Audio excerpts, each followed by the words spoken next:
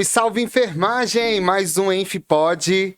E nós estamos chique hoje, né, Josi? Demais. Hoje é o terceiro? Terceiro, ó. Terceiro EnfPod Mais. Tô muito feliz, porque é um amigo que tá aqui hoje, muito especial. Nossa, eu tenho uma profunda admiração por ele, Josi. Eu acho que todos nós, viu? Eu Ele admiro faz também. a diferença. Faz. Porque o EnfPod Mais vai trazer pessoas assim. Desse nível. Como ele. Com certeza. Com certeza. Um grande parceiro, um grande amigo. E eu tenho uma história interessante com esse convidado, mas eu vou contar depois. Eita. Não vou dar spoiler. Vamos lá. Então vamos lá. Bom, o nosso convidado dessa noite, a gente já colocou que é uma palavra que descreve ele, uma pessoa incrível. Ele sabe tudo sobre Conselho Regional, Federal. Sabe tudo. Ele é servidor da Secretaria de Saúde, professor universitário, na educação também ele é o cara. Enfermeiro especialista em UTI, gestão pública e auditoria suplementar. Olha que currículo, hein? Mestre em gestão econômica Olha. e muito mais que ele vai revelar nessa noite, hein? Então ele veio para brilhantar nosso. Quem é que veio nessa noite? Posso falar já? Pode. O top. Junei. Junei Guerra! Uhul! A gente ainda podia ter falado, né? Que a enfermagem foi forjada na guerra. Gente, é só uma brincadeira, viu? Junei, meu querido, obrigada por você estar aqui presente hoje. Primeiramente, no por nosso ter EnfPod aceitado o Mais. Por convite, ter né? vindo, por ter. Eu sei que a sua agenda é corrida. Foi outra pessoa também difícil. Sério, Ju? Foi. Porque nunca tem vaga na agenda dele. É uma pessoa muito ocupada. Eu sei que ele trabalha muito. Tá no COFEM, né, Junei? Isso. E aí eu vou falar aquilo que eu ia falar na apresentação. O Junei, eu conheci o Junei quando ele foi presidente do Corém DF. Eu trabalhava no Hospital Anchieta, Peraí, mandei Junei, foi e-mail. qual gestão? Foi 2018. 15 de 2018. 2018, isso. 2015, 15, 16, 17, né? 18, eu Foi. fui pro Aí Conselho Federal. eu mandei um e-mail para ele pedindo socorro. Então, acho que quando eu mandei o e-mail, você ainda não era presidente, então vamos corrigir. Eu lembro que eu trabalhava no Hospital Anchieta, eu mandei, mas foi você que me respondeu. E aí você foi lá, fez a fiscalização, mandou o pessoal para fazer a fiscalização e realmente resolveu. E ele tinha essa pegada diferente, né? Quando ele foi presidente do Corém DF, corrigindo, eu estava na direção já do sindicato. Isso. E foi quando ele formou um grupo com o Sindate e o Corém para fazer as fiscalizações. E foi aí que o Corém, sabe, começou realmente Na realidade, a FUENF foi com você, não foi? Que que ele criou. surgiu a ideia? Foi com você na sua gestão? Sim, a FUENF foi uma ideia que nasceu do Conselho de Enfermagem, juntamente com o Sindate e o Sindicato dos Enfermeiros, o Sind Enfermeiro. Aí nós convidamos também a Associação Brasileira de Enfermagem, a Foi, ABEM. uniu todas Foi na as... gestão dele que eu queria dizer Foi. que a gente via realmente uma atuação, sabe, o Corém com você? Pra quem não sabe Corém quem é a lá. FUENF, pessoal, é todas As entidades. entidades da enfermagem unidas. Aqui do do Distrito Distrito Federal, Federal. é. Distrito Federal. Isso, a FUENF. Então, FUENF. eu tenho um grande carinho por você, porque eu vi que na sua gestão, o Corém realmente estava ali, ó, junto com o trabalhador, não diferente dessa gestão agora, porque também tem o Sim, mesmo ritmo, a mesma mesma pegada, pegada, né? isso. Mas eu tô falando de você porque a gente saiu de uma gestão que não tinha essa pegada de estar ali junto com o profissional, de bater na porta, de fazer fiscalização junto com o sindicato. E aí, quando você veio para a gestão, você modificou e trouxe esse trabalho incrível que foi na sua gestão. Porque, na verdade, nós tivemos 2 mandatos como conselheiro, no Conselho Regional de Enfermagem. Tivemos um mandato como conselheiro e o segundo mandato como presidente. Então, essa sua primeira demanda, eu era conselheiro, e depois, quando presidente do Corém Distrito Federal, né, você já estava compondo então, o sindicato então, dos auxiliares e rebobina a fita. técnicos de enfermagem. Então isso vamos mesmo. rebobinar a fita para não ficar nada destrocado aqui. Quando eu conheci o Junense, Ele ele era era conselheiro, mas Isso. ele atendeu e eu achei tão legal.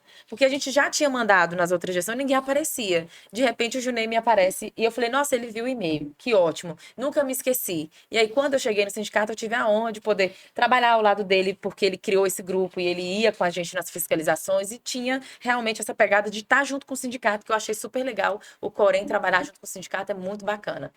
E você proporcionou também, na sua gestão, a questão dos processos éticos. A gente Sim. tinha muitos processos éticos, mas com essa articulação junto com o sindicato, a gente conseguiu também fazer um belíssimo trabalho de defesa dos técnicos de enfermagem junto ao Conselho Regional de Enfermagem aqui do Distrito Federal. Muito bom ter você aqui hoje, viu? Então vamos para um papo descontraído, que eu Bora. sei que você tem muita história para contar. E a gente quer conhecer o Junei, assim, fora também do ambiente COFEM-COREM. Que a história do Junei vale a pena, Ela é viu, muito gente, grande. conhecer. Junei também foi meu professor, excelente professor.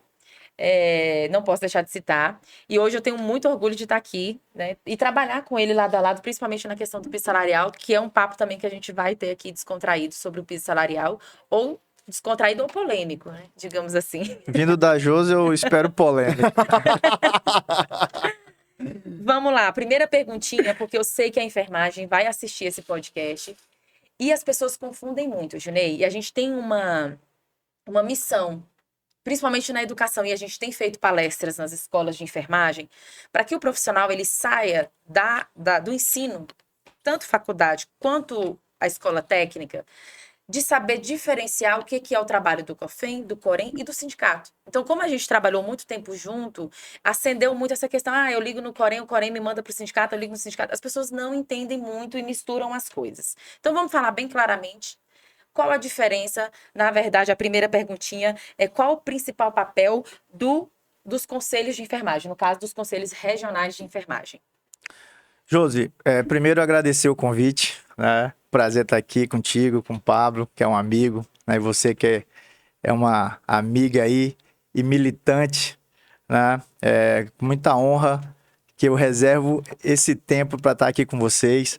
Né? A gente está tendo uma vida muito corrida mesmo, né? Porque o trabalho junto ao Conselho Federal é um trabalho que demanda, né, muita energia, muito tempo, muito esforço, mas a gente faz isso com muita dedicação, porque a gente acredita muito, né, na enfermagem, acredita muito na evolução da nossa profissão. E você fez uma pergunta que é muito interessante, né, que é a pergunta que eu, como professor, né, sempre resgato isso para os meus alunos, né, porque a gente precisa entender qual que é o papel, né, das instituições que nos representam. E o Conselho Regional, né, o principal papel, se eu fosse resumir o Conselho Federal, eu resumiria em uma palavra: fiscalização. Então, o papel do Conselho é fiscalizar. O Conselho ele foi criado para isso. Então, o Conselho ele fiscaliza, né, e fiscalizando, né, além disso, ele vai disciplinar a profissão. E o Conselho Federal de Enfermagem tem um papel de regulamentar a nossa profissão. Então, para resumir, né, bem assim, o papel das instituições, né, e no caso aqui, né, trazendo para o âmbito do Conselho, né, nós temos o Conselho Federal, que é o órgão regulamentador, né, quem regulamenta, quem, né, coloca aí quais são as nossas atribuições, né, legais, né, o que está estabelecido na lei, e aquilo que não está estabelecido na lei, né, nós regulamentamos através das resoluções. Posso então, puxar um adendo aí nessas resoluções? Sim. É um bate-papo, então a gente tem que, né? Com certeza. Desculpa te cortar. Não. Mas existe também uma confusão, um conflito de entendimento, digamos assim, da categoria, que eu acho que é nosso papel também de trazer essa informação bem de forma clara aqui. E aí, se eu estiver errada, você me corrija. O que eu entendo é que as resoluções, elas têm força de lei para amparar o profissional no seu local de trabalho. Vou dar um exemplo. Nós temos aí uma grande confusão com a questão de empurrar maca e cadeira de rodas. Concorda? Sim. Inclusive, já tivemos uma reunião lá no meu local de trabalho, Pablo, quando eu trabalhava no trauma do hospital de base. Lembra daquela reunião? Chamei o Junei lá, porque ele era presidente na época. Nessa época era presidente. Aí eu falei, presidente do COREM, vem aqui me ajudar, porque a gente tá empurrando maca, trauma. Paciente, tudo pesado, e a maioria mulher. E sobe rampa e desce rampa, a coluna não aguenta. Até hoje eu sinto dor na minha coluna. E aí a gente não conseguiu resolver o problema. Por quê? Porque é uma resolução. E aí a gente entende que a resolução ela é infralegal. Isso. Então, por exemplo, se eu deixar de levar um paciente para fazer um exame de emergência e esse paciente vir a óbito porque não fez a cirurgia em tempo hábil, porque estava faltando a tomografia e eu não levei, eu vou responder a nível civil e penal. Mas eu não posso sofrer um processo de cassação e nem responder um processo a nível de COREM e COFEM. Correto? Vamos lá. Excelente pergunta. Você fez até algumas observações interessantes. Na verdade é o seguinte, a resolução ela é uma norma infralegal, né, mas ela tem força de lei para o âmbito onde ela é aplicada, certo? Então, vou dar um exemplo. Né? O Conselho Federal de Enfermagem, né, ela regulamenta o exercício da enfermagem, ponto. Tá? Então, por exemplo, a Anvisa A Anvisa é a Agência de Vigilância Sanitária. Certo. É uma agência, é uma autarquia, assim como o Conselho Federal de Enfermagem. A diferença é que a Anvisa é vinculada ao governo e nós não, né? Isso é uma coisa importante. Então, a Anvisa, quando ela solta lá suas RNs, né, suas normas regulamentadoras, tem poder de lei no âmbito sanitário, certo? O que acontece é que a resolução, né, por não ser lei, né, por não ser um decreto, né, ela tem uma fragilidade quando ele vai para o âmbito jurídico, né? Então, quando o hospital ela entende, né?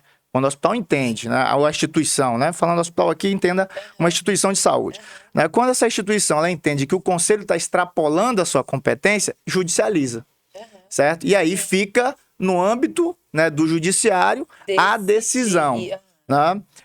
Mas o que acontece? Nós temos, nos últimos anos, a gente tem tido muito êxitos, né, nas nossas resoluções, né? Porque a gente tem muito cuidado, né? Toda vez que o Conselho Federal ele edita uma resolução, a gente sabe de toda a consequência, né, e de todas as demandas que irão surgir, né? Eu lembro muito desse nosso caso, da questão da maca, porque confundiam, né, o papel do profissional em acompanhar o paciente. Então, era isso que eu também queria falar com você. E empurrar a maca. Então, nós tínhamos ali, né, no hospital, né, nesse dito hospital, que eu lembro muito bem, nós tínhamos lá os maqueiros, né? Lá, e eles eram responsáveis em fazer o quê?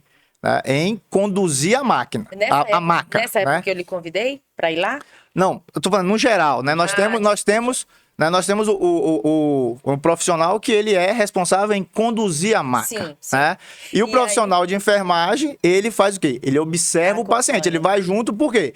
Né? Porque pode ter uma intercorrência, né? Muitas vezes você vai fazer aí, né, essa remoção de paciente, né? E é um paciente que está usando uma droga, etc. Né? Então, esse é o papel, né, da enfermagem, não de empurrar a maca, e sim de acompanhar, né? Então, se há algo dessa natureza, né, por exemplo, como você citou, aí é um processo, né, de falha do processo de trabalho.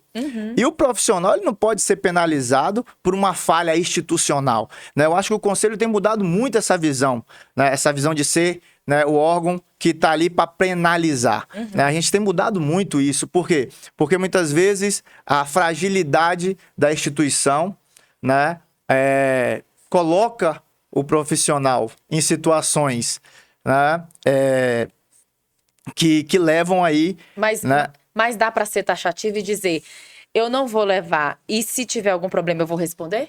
Eu posso ser taxativo e dizer que não ou que sim? Na verdade, assim, em situação de emergência, né? Mas a gente sempre... situação de emergência, porque emergência realmente ninguém pode negar o atendimento. Isso. Porque a premissa é a vida, né? Isso. A premissa emergência, mas que nenhum profissional vai se opor, digamos. Eu vou ser objetivo, né? Eu tô entendendo a tua pergunta. Vou ser objetivo, né? O profissional, ele não tem a obrigação de empurrar a maca. Ponto. Certo? Eu vou receber um processo ético por isso? Não. Ético, né? não. Ético, não. Certo? Agora, lógico, o profissional ele tem que ter o bom senso, né, de entender que se aquela situação é uma situação, né, de urgência, uma situação de emergência, né, ele vai tentar resolver o problema ali e depois procurar, né, os meios. Aí entra o conselho, aí entra o sindicato. Eu acho que aí sim, né, entra o papel institucional. Aqui no Distrito Federal nós conseguimos, com muita luta, inclusive apanhamos muito em outras gestões da Secretaria de Saúde por conta de ser uma resolução. A gente não tem obrigação não, Pablo, de contratar maqueiro, Junei. Por quê? Porque é uma resolução, não é uma lei que me impõe ou que impõe a empresa privada a contratar. E nós conseguimos o contrato na Secretaria de Saúde do DF, sabe, com articulação, porque a gente não tinha realmente um amparo legal, digamos assim. Eu queria até acrescentar bem difícil, algo. Né? Queria até acrescentar algo. Por exemplo, nós temos muitos problemas, e você, como sindicalista, você sabe disso, né? Quando os profissionais ligam e falam assim, aqui a gente tem, né, um número inadequado de profissionais. E aí, quando a gente vai fazer a fiscalização, chega lá, também, o dimensionamento. Né? O dimensionamento é um problema por quê? Justamente pela essa fragilidade que você está colocando aqui. É uma resolução, né, do Conselho Federal. Para você ter ideia, né? A resolução de dimensionamento fala, né, em horas, de assistência de enfermagem de acordo com a gravidade do paciente. Né? Vou dar um exemplo aqui que é uma área que eu atuei por muitos anos, né? Que é uma das minhas especializações, que é a UTI. Nós temos na resolução de dimensionamento um cálculo diferente, né? um cálculo mais complexo, né? Porque aí eu vou, né, ali, paciente de UTI é um paciente grave, né? Então vou ter X horas, né, para aquele paciente grave. Que cálculo é aquele certo? lá, Gilney? Mas vou explicar a situação aqui da UTI, por exemplo, né?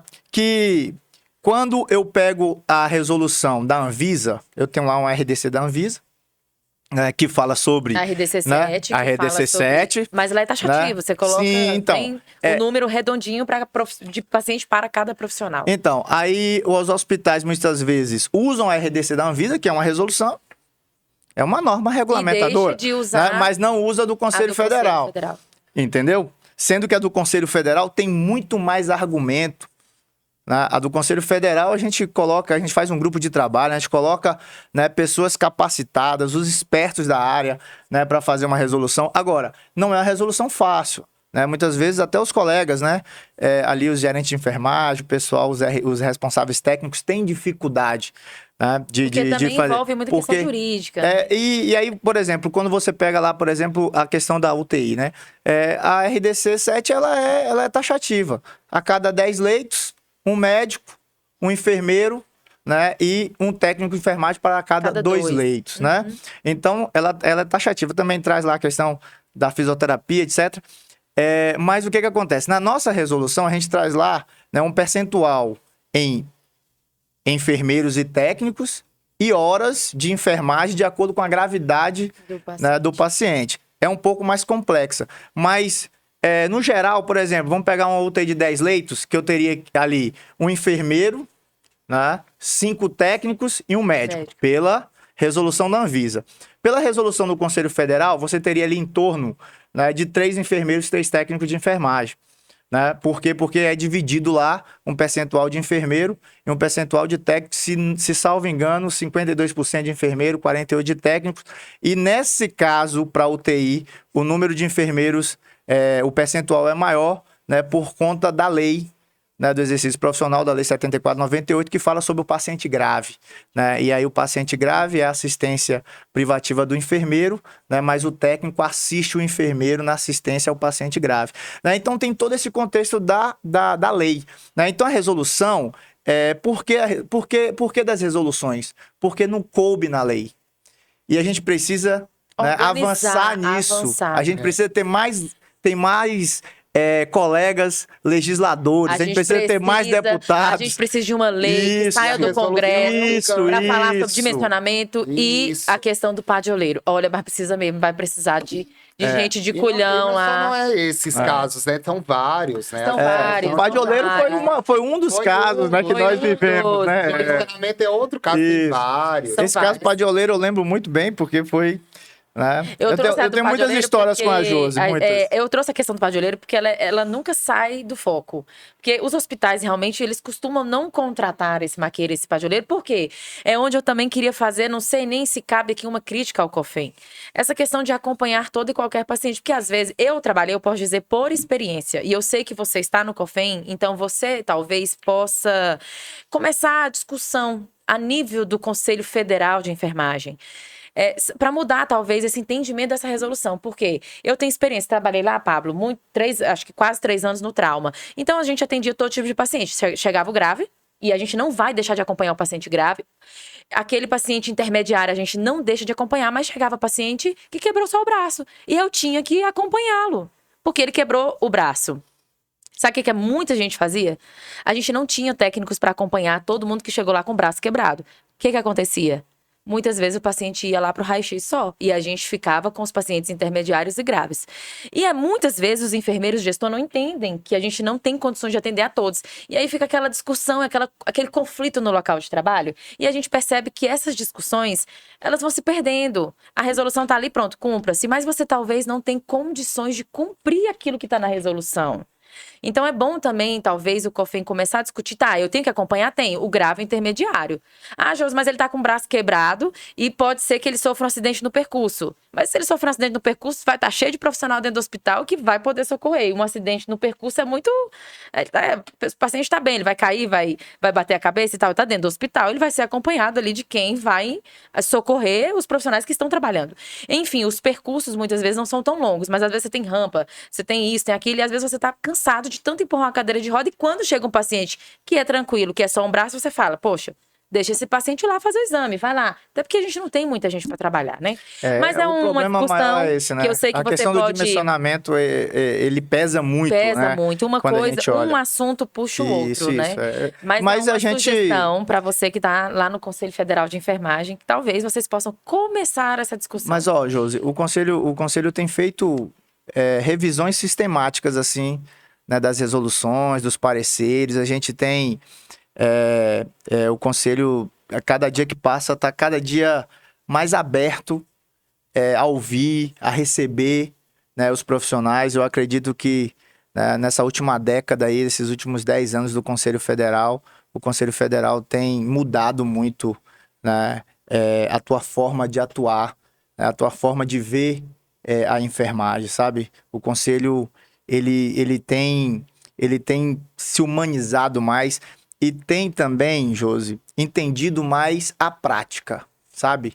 A vida do dia a dia, né? O pessoal, né, que está ali, né, no chão de fábrica, como a gente diz. Tem que entender o chão de fábrica. Junei, eu vou fugir um pouco do roteiro. Eu lembro que você, quando assumiu, assim, conselheiro do Corém, vocês tiveram uma preocupação de mudar em relação... Porque você é mestre em educação, você trabalha muitos anos na educação. Acho que desde que você entrou na enfermagem, a educação faz parte da sua vida, né? Sim. Você trouxe isso para o conselho, né? A gestão plenária votou numa ideia e você tomou frente a isso. Eu lembro que você era um conselheiro que tomava frente de cursos lá no conselho, capacitações, né? Justamente para mudar essa ideia do profissional, evitar uma possível fiscalização, né? Queria que você falasse um pouquinho como que surgiu essa ideia, que até hoje o conselho tem carregado isso, né? Tem colocado que não é uma atribuição do conselho, a capacitação, mas que está incítrico hoje no conselho. Sim.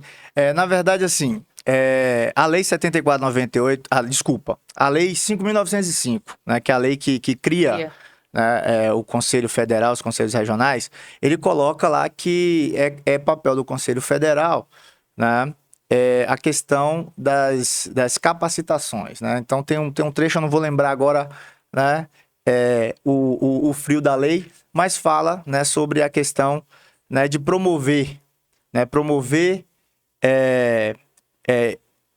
capacitações.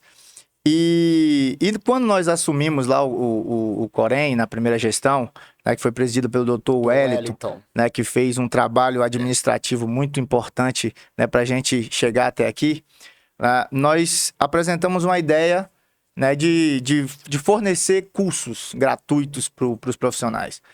E a plenária entendeu, né, que era uma ideia interessante, e a ideia nasceu desse nosso sentimento de professor, né? Porque a gente entendia que a formação era muito precária, muitas vezes, né? As instituições não faziam o seu papel, né, de capacitação. Né? Não fazia seu papel ali de continuidade, né? Aquela educação continuada que a gente sempre fala, né, e que pouco acontece. E aí nós entendemos que o conselho tinha, né, aquele compromisso a mais, né? E por isso que eu digo, Pablo, balieiro. Isso. Né? Eu aprendi também. Porque eu assisti o segundo episódio. Aprendeu. Não, mas é porque eu já sei o nome. Então, é porque o que acontece? A gente entendia que precisava mudar o perfil do Corém. Porque qual era o perfil? Cobrar anuidade, fiscalizar e penalizar. Posso falar em anuidade, né? gente? E era essa que né, a grande luta do conselho, né, de ser visto como, né, um parceiro da categoria, mas que tem um papel institucional legal que tem que ser, né, executado, porque o conselho nasceu para regulamentar, fiscalizar, normatizar a profissão. E essa parte da educação é importante, né, Pablo? Sua pergunta foi muito boa. Mas já que você tocou na anuidade, bora falar disso? Isso é polêmico, gente. Eu tô lá no sindicato há alguns anos e eu vejo que os profissionais, eles falam, eu quero fechar o Corém. Por mim, o Corém fecha. Aí o presidente até tocou nesse assunto, o ex-presidente, né, da República, o Bolsonaro, falou, né, sobre os conselhos de forma geral. E aí eu vi muita gente da enfermagem comemorando, podia fechar mesmo, que não faz nada, não ajuda em nada. Por isso que a gente está falando muito sobre a questão da função realmente do conselho. As pessoas precisam entender. Por exemplo, eu vou querer fechar um CRM, como é que eu vou saber que aquele médico que vai me operar, ele é um médico? Ele tem que estar inscrito no seu conselho, né? Um órgão regulador, né? Fiscalizador. E importante também para o paciente que está ali, para saber que você é um técnico, você é um enfermeiro, que você pode me atender, está apto a me atender. Mas falando de anuidade, a pergunta que não quer calar, que não é minha, é deles, né? Como é que é, Gilney? Como funciona isso? Tem como a gente parar de cobrar anuidade, o Corém? Tem como o Corém parar de cobrar anuidade? Eu não diria nem parar de cobrar anuidade, porque como você vai sobreviver, como você vai pagar os funcionários, como vai tocar, né, toda a instituição. Mas diminuir, a gente percebe que os profissionais falam, nossa, a gente ganha muito pouco, ainda tem que pagar todo ano uma anuidade alta. Como funcionaria essa discussão para chegar num valor razoável? Porque o que está agora, segundo eles, não está razoável. Como funcionaria isso? É possível? Isso é uma boa pergunta, assim, e uma pergunta que eu não vou furtar em responder, né? Porque é o seguinte, quando a gente fala de anuidade, né? Eu não gosto de pagar IPVA, não gosto de pagar IPTU, certo? Mas são tributos, né, que são legais e que eu, como cidadão, tenho que pagar, né? Instituído por lei. Então, é importante a gente entender isso, que a anuidade, ela foi instituída por lei, tá? E o conselho, diferente, né, das agências governamentais, né, da ANS, da Anvisa, da Anatel, não recebe dinheiro, tá, da União. Tá? Então, a gente não tem dinheiro da União. Quem custeia o conselho são os profissionais. E todos os conselhos de classe. Né? Todos os conselhos de classe. Todos, a lei. Né? Eu não quero pagar o Corém, mas então vou fazer fisioterapia. Aí vai pagar o CREFIT. A lei que institui a cobrança do tributo, ela permite, de forma administrativa, diminuir esse valor? Não, na verdade, o que a lei diz é o seguinte, quando a lei foi instituída, os conselhos instituíram um valor à época, e esse valor, ele é corrigido, certo? Mas o que tem feito, e o que acontece, José, é que esse valor, ele gera o quê? Uma programação orçamentária, né? O conselho, ele tem que fazer, né, uma programação orçamentária, né? Então, ele faz seu orçamento, aprova em plenária e depois ele executa, né? Então, a parte técnica do conselho, né, sabe, a anuidade é X, certo? A previsão, né, de orçamento é Y e nós vamos trabalhar, né, com esse orçamento e tal. Então, o que acontece? Mas o que tem acontecido hoje, os conselhos são descontos maiores, né? Eu lembro que quando eu assumi o conselho, né, eu fui o primeiro presidente a dar um desconto de 20% na época. Pode resgatar a história aí, o pessoal da enfermagem. Poxa, né? Foi um bom desconto, né? E hoje a gente já tem, o desconto do Conselho do Distrito Federal já chegou a 30%. Né? Então assim... Mas esses descontos, eles são administrativos e o Corém pode decidir. O desconto, sim, né? Mas tudo dentro de uma previsão orçamentária. Mas entendeu? Tem que passar pela plenária? Tem que passar pela plenária. Tudo aprovado em plenária. Tudo aprovado em plenária. Mas é importante ressaltar que a anuidade, né, ela é um tributo instituído por lei. Certo? E o que o conselho de classe, todos os conselhos de classe não recebem, né, dinheiro da União. E uma vez eu estava ainda nesse assunto, que esse assunto é polêmico, mas é importante. Mas aqui é para isso mesmo. Mas uma vez teve um aluno meu que falou para mim o seguinte: professor, mas eu acho que tinha que passar isso para o governo.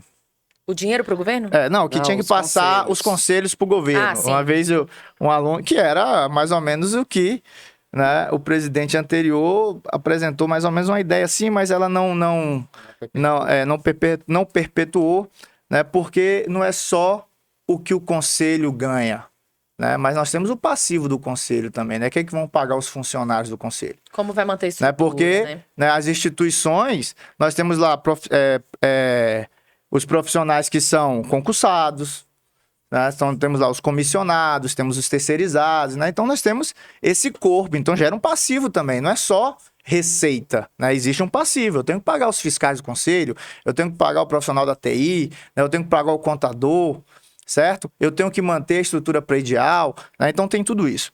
Aí, o que acontece? Aí, eu falei para ele o seguinte, eu falei assim, ó, seguinte, você votou pro presidente da Anvisa? Você sabe quem é o presidente da Agência Nacional de Saúde? Não. Por quê? Porque são nomeados pelo governo, certo? Nesse modelo que nós temos hoje, que é o modelo, né, de conselhos, né, nós temos o direito de votar e ser votado, Sim. certo? Própria E categoria. isso é administrado pela categoria. Sim. E a enfermagem tem um detalhe interessante, que a nossa lei de regulamentação do exercício profissional de 1955, né, nós éramos regulamentados e fiscalizados pela medicina. Pela medicina. Ou seja, foi um avanço você criar o seu próprio conselho. Quando a criação do conselho, é um avanço, né, a criação do verdade. conselho, né, a lei 5.905, né, a lei 5.905 da década de 70, né, ela tirou a enfermagem, né, da mão de outros profissionais e trouxe a enfermagem para a enfermagem. Eu acho que foi um avanço. Acho não. Isso é certeza, é notório. Certeza é um avanço. Mas eu já quero puxar outro ponto nesse aí, porque senão não dá tempo. Vamos lá. Porque também tem muita coisa. Vamos lá. Vamos lá. Nessa lei 5.905, eu acho que tem um erro nela. E nós precisamos discutir isso. E eu acho que o COFEM também precisa entender. Talvez seja muito difícil para o COFEM, porque o COFEM a gente fala de enfermeiros, né? Então a gente tem ali os representantes maior que tem decisão e voz é o enfermeiro, correto? Sim. Correto. Eu acho que é um ponto também ruim, porque a maior parte é técnico de enfermagem que mantém todo o sistema, porque nós somos maioria, nós técnicos, né? Mas eu acho que a lei também tem que ter uma mudança. Não sei se você vai concordar comigo ou você que está me ouvindo. Mas eu acho muito estranho você manter o seu órgão de classe e não poder escolher quem vai ser o presidente. Por exemplo, eu voto, se eu estiver inscrita como técnico, eu voto lá na minha chapa de técnico. Mas eu não posso, se eu não tiver inscrito como enfermeiro, eu não sou enfermeira, eu só vou votar na minha chapa de técnico de enfermagem. Mas o presidente, naturalmente, vai ser o enfermeiro. Entendeu? Então, indiretamente, eu não consigo escolher o meu presidente de classe. O meu presidente do conselho, entendeu? Eu acho que é uma falha na lei. Porque se o enfermeiro só vota na chapa de enfermeiro, da chapa do enfermeiro vai sair o presidente. Mas eu só posso escolher os técnicos. Não teria que ter uma mudança na sua visão para que a gente possa também ter como escolher a chapa que vai sair o presidente? Não, entendi a tua pergunta. Mas, na verdade, assim, mas teve avanço aí também, né? Qual que foi o avanço? Antes, o técnico de enfermagem ele não tinha previsão em ocupar nenhum cargo de diretoria.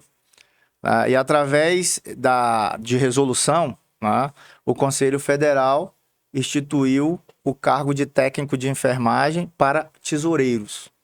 Que faz certo? parte da diretoria. Que faz parte da diretoria. Né? Então, assim, é uma lei, né, da década de 70, né, instituída como o enfermeiro, o detentor realmente da presidência. Né? Então, só pode ser presidente do conselho enfermeiros. Certo? Então, nós temos a classe da enfermagem, né? Tem essa hierarquia entre o enfermeiro, o técnico auxiliar de enfermagem. Né? Então, o técnico de enfermagem, né, pela lei, ele existe para assistir, né, o enfermeiro. Então, a lógica de ser presidido por enfermeiros é por conta também da lógica da assistência. Né? Mas eu entendo a indagação, né, e digo que nós temos evoluído nisso, porque, por exemplo, o Conselho Federal, nós temos uma câmara, né, de técnicos de enfermagem. Né? Então, nós temos lá uma comissão, né, técnicos, uma comissão nacional né, de técnico de enfermagem, dentro do Conselho Federal, que não foi instituído por lei, certo? E nós temos hoje o técnico de enfermagem ocupando o cargo de diretor tesoureiro, de forma obrigatória. Ou seja, já tivemos né? esse avanço. Tivemos né? esse avanço. Certo. Né? Muito importante, né? Porque o técnico Sim, é, né, o maior pagador, mantenedor, desculpe, gente, do sistema. É importante também a gente ter esse cargo de tesoureiro para... Tem decisão esse cargo? Tem força, tem peso? sim. Tem. O Muito bom. tesoureiro, ele é, né, o ordenador de despesas junto do presidente. Eu digo para você que o tesoureiro, ele ocupa um cargo de extrema porque é o importância, financeiro, né? né, dentro do conselho. Eu Nós acredito. temos conselhos, inclusive, de... É um dos mais importantes. Não, tá? eu acredito que ele é o que É deve mais mais assinar, né, importante. Junei? Com certeza. E de tesouraria eu entendo, né? Porque eu tô no meu segundo mandato do lá no Conselho Copel. Federal, né, como tesoureiro. É verdade. E falando em Corém, você vem agora nessa próxima eleição, certo? Tá? Estou lá também, tive o prazer de ser convidada. E o que você espera, Junei, dessa próxima eleição do Corém, dessa nova gestão? Você tem planos de assumir novamente um cargo mais alto ou não existe essa discussão ainda? Como que funciona a eleição desse presidente para o próximo mandato? Sim, o que eu espero para essa nova gestão do Conselho é que o Conselho continue avançando, independente de quem, né, for o presidente, né, do Conselho Regional, e posteriormente teremos as eleições para o Conselho Federal, né? O que eu espero do fundo do coração, José, é que a gente continue avançando, porque a enfermagem ela se destacou muito nesse período agora, nesse período pandêmico, né? A gente pode falar de N coisas que aconteceram, né? A exemplo do piso salarial, mas nós temos muitas outras, né? Muitos outros acontecimentos, né? Durante esse período que a enfermagem avançou, né? E o que eu acho é que o Conselho ele não pode parar de avançar, sabe? Não pode parar, né? O COFEM, o Corém, né? Tem que manter a cabeça aberta e acompanhar a evolução da enfermagem. Certo? Então, acho que o principal é isso. O principal é que essa gestão esteja comprometida com a enfermagem, com os avanços da enfermagem e que abra a mente, né? Porque a enfermagem está evoluindo. Né? Se fosse há 10 anos atrás, a gente não estaria falando de consultório de enfermagem, né? Empreendedorismo, certo? Enfermagem forense, enfermagem estética, harmonização, né? Que coisa boa. A enfermagem de práticas integrativas, né? A enfermagem da UTI, a enfermagem da oncologia, certo? O enfermeiro autônomo, né? Os enfermeiros que dominam a técnica de curativos, e hoje nós temos diversos tipos de curativos, Ozonoterapia. né? Então, assim, eu acho que a gente não pode parar, Sim. sabe? A enfermagem, ela tem que continuar. Muito bom. Tem mais alguma pergunta, Pablo? Pra quem não conhece, gente, o Junei também é técnico de enfermagem. Eu queria saber se você já atuou na área, Junei, como técnico. Sim, meu concurso na Secretaria de Saúde eu assumi em 2009, né? Foi meu primeiro concurso como técnico de enfermagem, né? Assumi como técnico de enfermagem. Hoje eu estou, né? Eu estou licenciado, né? Mas desde 2019 eu atuo na Secretaria de Saúde. E a minha primeira lotação foi no hospital de base, no centro cirúrgico. Que legal. Né, do hospital de base. Muito bom. Mas é uma escola, né, gente? Sim. Lá foi. Né, lá eu vivi, né, momentos difíceis também. Tem pergunta aqui, né? Momentos inusitados. Né? Mas foi uma grande escola para mim. Né? A gente aprende muito, né? E eu acho assim, Josi. Eu sou professor, né? Uma das coisas que eu mais amo na minha vida é lecionar. Eu faço isso com muito amor. Eu tento conciliar muito, né? Essa vida de conselho, né? Essa vida de servidor público com a docência. Algo que eu tento não abandonar, porque é algo que eu faço, né? Que eu gosto muito, uma coisa que eu amo demais, né? Ser docente. Mas a prática, né? Ela me traz, a prática da assistência, ela me traz muito complemento para a docência, sabe? Tem muito professor aí que é docente, mas que nunca esteve na prática. Não que que ele seja ruim, não é isso, menos qualificado, e até né? tem uma pergunta sobre isso, não é tem? não é essa meu, né? Não queria ser polêmico, mas eu entendo que às vezes eu trago, né? Eu trago uma experiência, uma vivência da prática e facilita muitas vezes, né, o entendimento. Tá? Então, E tem duas perguntas que eu queria fazer, porque nós temos pouco tempo, que é nesse viés, que é sobre como você avalia a educação dos profissionais de enfermagem hoje. Se você puder falar rapidamente como você faz essa avaliação. E logo em seguida eu vou te fazer uma pergunta muito polêmica, mas eu acho que é interessante também a próxima pergunta. então vamos lá. Eu acho assim, Dá certo. o Conselho Federal fez um combate contra o EAD. Né?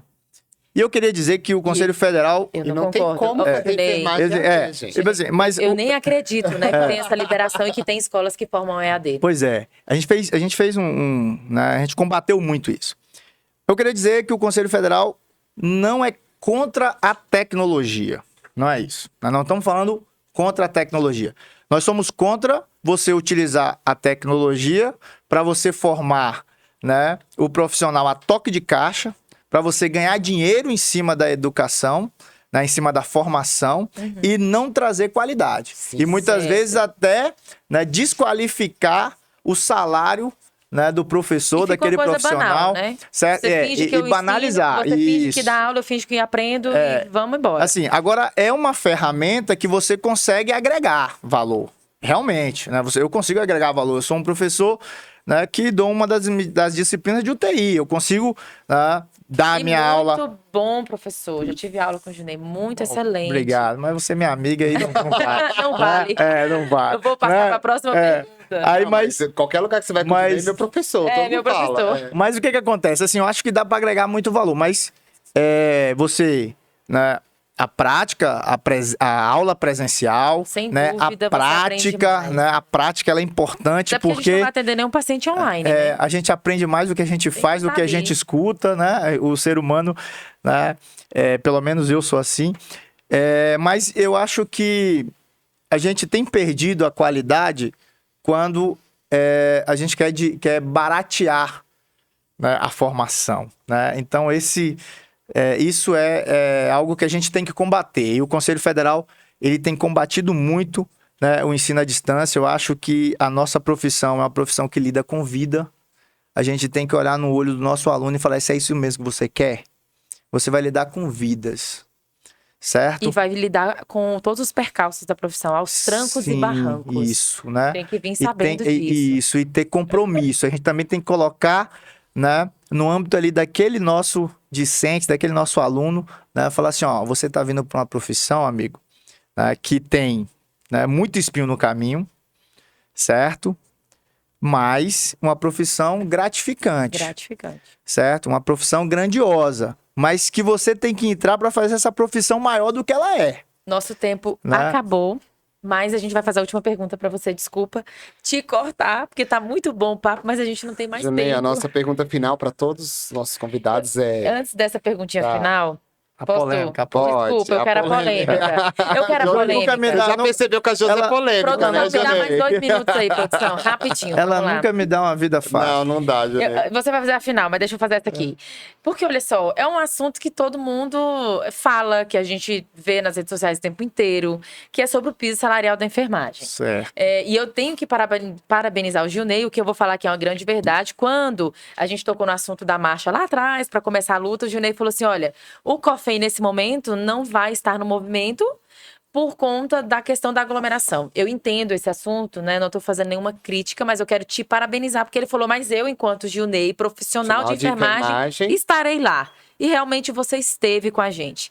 Mas o que eu quero dizer na pergunta é que o COFEM, ele participou de todas as reuniões da elaboração do texto, das reuniões junto ao Congresso ali, o Arthur, o deputado Arthur Lira, o senador Pacheco. Vocês tiveram a oportunidade de participar das reuniões para a formação do texto, para discutir o que vinha no texto da lei, o que nós, sindicatos regionais, não tivemos essa oportunidade.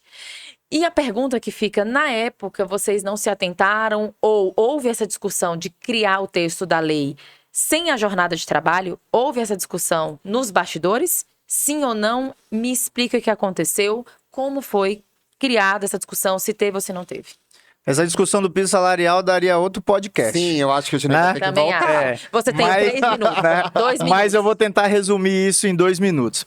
Né, Josi, o Conselho Federal participou de todas essas discussões, juntamente, né, das entidades nacionais. Né? Quem representou, inclusive, o Conselho Federal foi, né, o conselheiro Daniel Menezes e eu, Junei Guerra, né? Fomos os porta-voz do Conselho Federal em toda essa discussão. Mas o que acontece é o seguinte, quando o Fabiano Contarato apresentou o projeto, ele apresentou um projeto, né, que o valor era de R$ 7.315, atrelado a 30 horas.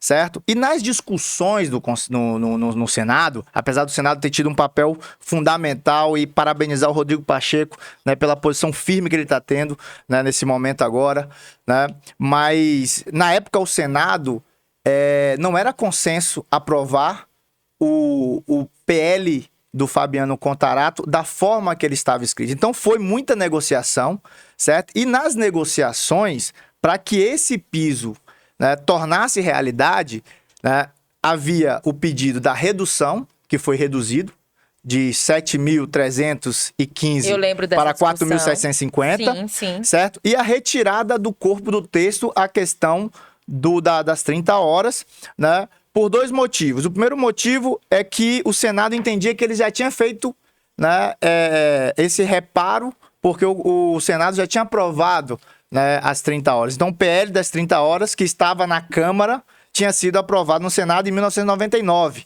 Né, tanto que ficou na Câmara há 20 e tantos anos e depois, né, foi arquivado. Que foi um crime que fizeram conosco. Mas nós tínhamos o Senado entendia que ele já tinha feito, né, isso lá atrás, certo? Mas no corpo do texto, a gente assegurava o seguinte, que fosse aplicado a carga horária... Para a base de, né, cálculo. Não, na verdade, a gente queria que mantivesse a carga horária, por exemplo, as prefeituras, né, as instituições que aplicam a carga horária de 30 horas, eles aplicariam o piso de 4.750 àquela carga horária existente. E não havia essa discussão, certo, de proporcionalidade com 44 horas, por exemplo, que foi, né, o que o Supremo desconfigurou. Né? Mas, Josi, assim, como eu falei para você, é um assunto, né, também polêmico e um assunto talvez extenso. Na época também faltou um pouco de discussão, digamos assim, né? Mas é porque... Faltou discutir que precisava de uma carga horária para não vir acontecer o que aconteceu. Talvez também pela imaturidade do projeto, que estava muito... Eu acho que a persistência, né, das 30 horas, ou até mesmo aceitar uma contraproposta, né, seria importante, mas nós estávamos ali... Né, mas são muitos anos de luta, né, Josi? Não foram 3 anos, 2 anos de pandemia, né? São mais de 30 anos que a gente está discutindo, né, a questão da jornada de trabalho. 22 anos falando, né, sobre 30 horas. Sobre piso salarial. Então, naquele momento ali, a gente achou que nós conseguiríamos, né, inicialmente o piso e que logo a gente conseguiria as 30 horas. Vamos tratar de piso salarial aqui e 30 horas a gente trata depois. Eu acho que foi mais ou menos essa discussão que aconteceu. Não vamos tratar de piso salarial ou de jornada de trabalho. Vamos tratar só do piso. Acho que eu me lembro dessa discussão. E aí eu acho que também existiu uma grande pressão ali do Congresso, né? Foi muita pressão. Botando pressão. Ou vocês aceitam ou a gente não aceita aprovar. O que nós queríamos era o texto na íntegra do projeto, né, do Fabiano Contarato, o projeto, né, que trazia as 30 horas atrelada a, inclusive, um salário de R$ 7.315, que era maior. E que ia demorar, né, muito mais, né? Se fosse brigar por esse valor. Talvez a gente não tivesse chegado até aqui. Tido essa votação. Mas é difícil. É difícil quando você tem que tomar uma decisão dessa envolvendo a vida de milhões de pessoas. E agora, infelizmente, nós tivemos aí muita gente chamando o nosso piso de auxílio, né? Por conta dessa proporcionalidade. Mas a desconfiguração que o STF fez no nosso PL. No nosso PL não, né? Na nossa lei. Na nossa lei. Né? A lei 14.000. Agora você pode ir para a última pergunta. Junei, por que a enfermagem pode mais? Por que a enfermagem pode mais? Eu acho que a enfermagem ela pode mais, né? Porque ela tem uma missão ímpar na vida, né? Que é a missão de cuidar. tá? E eu acho que eu sou muito feliz pelo que eu faço, né? Agora, eu acredito que a enfermagem, ela precisa mais. Precisa mais representação política. A enfermagem precisa, né, ocupar mais os espaços de poder, os espaços de decisão, né, para que a nossa profissão realmente tenha a valorização que ela merece, né? Porque a gente olha no olho de cada colega, né, e nós vemos que nossos colegas estão cansados, né? Os colegas estão trabalhando em 2, 3 empregos, porque a gente precisa, né, ser mais valorizado, e a valorização vem muito também pelo reconhecimento, né, salarial. Mas eu acho que é isso. Eu acho que a enfermagem precisa de mais representação e ocupar espaço de poder para que a gente possa avançar cada vez mais. Muito, muito bem. Nossa, que honra, né? Que honra, né? Foi muito Não, bom. falar do Junei é meio que redundante, eu sou né? meio Porque... suspeito. Junei, muito obrigada mais uma vez por você ter vindo aqui no nosso podcast, aceitado o nosso convite, estar aqui junto com você é uma honra, como eu disse no início desse programa. E é isso, né? A gente agradece. Pessoal, a gente ia falar da trajetória do Junei, que é uma trajetória... Tem filho? Tenho. Continua dando aula, é professor? Sim. Professor, mas tem a história que ele veio lá da Bahia de Jacobá, tem uma trajetória. É baiano, a gente nem E aí, a gente vai trazer ele, né? Que a gente crê que a temporada vai ser além, a gente vai trazer ele, tá, pessoal? Pra gente saber dessa trajetória dele, que não foi fácil pra chegar até aqui, né, Junei? A gente sabe não disso. Foi fácil, não. Mas tá aí fazendo a diferença. Muito obrigado, tá? Você é baiano, arretado. Isso. Tranquilão, Junei, né? Pra finalizar aí, só fala a última coisa. De forma geral, quem é esse baiano Junei Guerra? Isso é bom. Pois é, esse baiano é um baiano, um retirante, né, nordestino, como muitos outros que deixou o interior para tentar vencer na vida. Eu saí de Alcobaça, Bahia, cidade que eu amo, né, mas que eu precisava ter essa coragem, né, para dar um futuro melhor para mim, para os meus pais, para o meu irmão. Eu tenho um irmão especial que eu amo muito, para o meu filho, né, para o meu futuro. E é isso, né?